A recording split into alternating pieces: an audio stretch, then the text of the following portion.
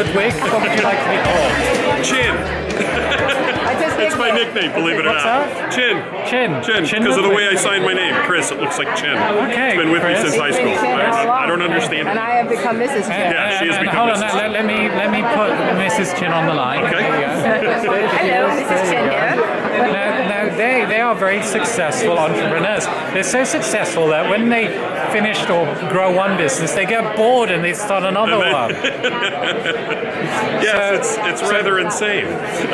So Chris is going to help some of my viewers, just help inspire them a little by sharing some of the challenges that he's had when he started out. He had a little bit of help from his dad, but I think that's a bit of a challenge in itself later Just on. a tad, yes, just a tad. It was an interesting run. We've kind of reinvented ourselves. Having started in 1965, we started out as a paint spray house. Wow. So spray guns, paint pumps, things like that. At one point, we were fixing paint shakers. So we've done a little bit of everything. We've had to reinvent ourselves several times, and now we're reinventing ourselves again into the 3D printing industry. Right, well, let me go back a little bit. Yep. I bet you having your dad, he was your coach and mentor, right? Absolutely. I bet you that was the worst thing that ever happened to you. Is that true? It was a double-edged sword. How tough was he on you? I need my daughter to hear this. Yeah. You tell her what he put you through. Unbelievably so. Growing up in that household, it was very entrepreneurial in nature. Right. But it was also brutal. Absolutely brutal. So what are some of the lessons that the most vivid memory I have at 11 years old, he said, "You're coming to work now." And I said, "Okay." And I'm thinking grand thoughts. I'm going to be doing, sales or whatever it was. Here's the toilet brush. Get in the bathroom, clean the toilet. When you're done, go to the other bathroom, clean the other toilet. Then I want you to clean the lights, and then I want you to polish all the floors. I revolted. Not for long. It just, you want to own the show, you own the show. All of it. Everything. And that was probably the most significant lesson that he gave me. So at that age, how much did he pay you? Zero. Nothing. Nothing. Yeah. And if I didn't do a good job, I went back and did it again. And if I didn't do a good job, I didn't eat dinner. Wow. Okay, Brutal. And what was that? What was the lesson? How did that coaching help you? Just that one thing. Making me realize that I had a lot to learn and I had a lot of responsibility to carry, and get on with it. Right. Just get on with it. What was your next challenge? So moving on to 14 or 15, where hey, you're in your teens and you know everything. You know more than your parents, right? Yeah, absolutely. It's all the standard 14, 15-year-old thing, and I know all the answers. And he just said, "Here's the toilet brush." Yeah, it was an adventure. When did he move you up? When did he feel you were ready to do something else in the business? I was 1997. 1997. Yeah, Were you with Mrs. Yes, we've been married 29 years. Oh, hold on a second. So you were now with Mr. Chin. Yes. Chin Ludwig. 29 years ago.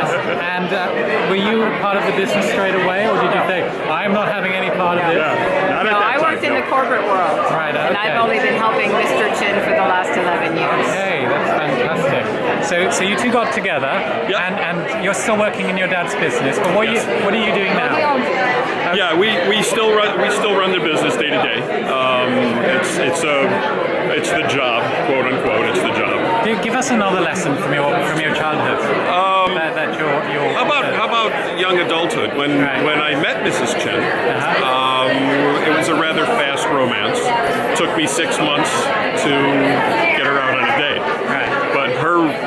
But my favorite recollection from those days, she used the term, "Well, you give good phone, so maybe we can go to a movie or something if you'd like." So that was kind of interesting. Yeah, that was interesting. And then what was going on with your dad's business at the time? I've always worked in the business since I was 11 with the toilet brush. But what else did you do? But I've done a number of different things. I've sold lawn care by telephone. Right. I drove a tow truck in the city of Chicago. How did he teach you, coach you to sell on the phone? Actually, that wasn't him. That was when the business was struggling, and I had to go out. And probably the biggest lesson was at certain points we kind of butted heads.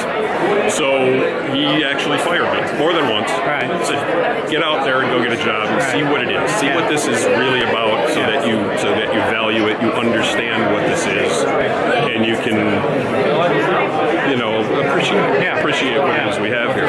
So during that period of time, did you get a job? Or did you I've done a number of things. Right. I've driven tow trucks. I've sold telemarketing. I was a messenger in the city of Chicago, which is hell on wheels, no pun intended. I worked in a grocery warehouse. Actually, I did that when we had our daughter when she was born. I did that for 7 years, Right. and that was probably the biggest challenge I faced was the fact that our daughter was born with some pretty serious problems, and she spent her first 4 months of her life in intensive care. Right. And what the surgeon told us was it does one of two things to the family. It either destroys the relationship or it makes it stronger. Right.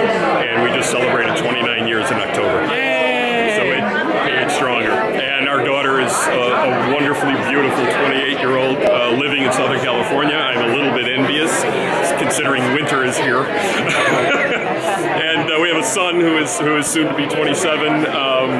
He is actually going back to school to become a pilot. He wants to get into aviation. Yeah. He has worked for the last 6 years for the company. Yeah. Did you make him clean the toilets? Yeah. Oh God, yeah. How much did you pay him? Zip. Were you a bit more gentle on him than your dad was? No, that's why he wants to be a pilot now.